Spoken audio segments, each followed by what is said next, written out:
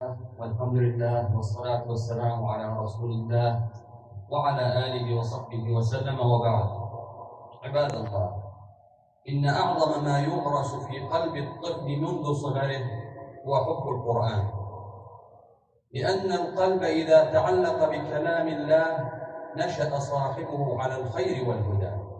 قال تعالى: إن هذا القرآن يهدي للتي هي أقوم. وقال صلى الله عليه وآله وسلم: خيركم من تعلم القرآن وعلمه. والطفل إذا نشأ مع القرآن صار القرآن أنيسه في وحدته، ونوره في حياته، وحجته يوم يلقى ربه. وقد قال أهل العلم: تعليم الصغار القرآن أصل من أصول التربية، لينشأوا على الفطرة وتسبق إلى قلوبهم أنوار الحكمة. ومن جميل ما نراه في مساجدنا أن بعض أبنائنا الصغار بدأوا يطرقون هذا الباب المبارك، باب القرآن. ومنهم ابننا ريان رياض وهو في الصف الخامس الابتدائي يلازم المسجد ويجتهد في تعلم القرآن الكريم وإتقانه، وقد رزقه الله صوتا حسنا وإتقانا في القراءة مناسبا لعمره. يعني عمرنا يرى ما شاء الله وما çok مظبوط.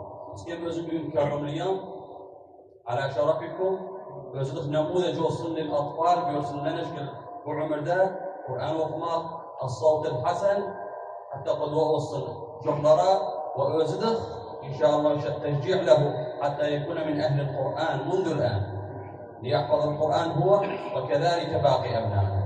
فليتفضل بالتلاوة من سورة آل عمران.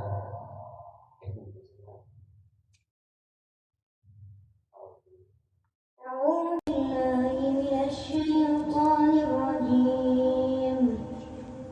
بسم الله الرحمن الرحيم.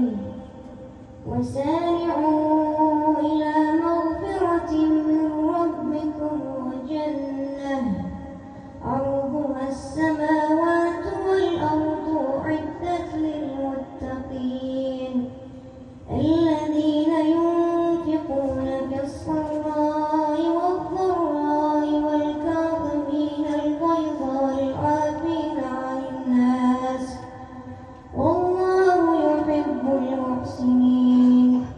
والذين إذا فعلوا فاحشة أو ظلموا أنفسهم ذكروا الله فاستغفروا لذنوبهم ومن يغفر الذنوب إلا الله ولم يصروا على ما فعلوا وهم يعلمون أولئك جزاؤهم مغفرة من ربهم وجنة تجري من تحتها الأنهار خالدين فيها ونعم أجر العاملين. صدق الله العظيم. بارك الله فيك يا ريان وطيب الله أنفاسك.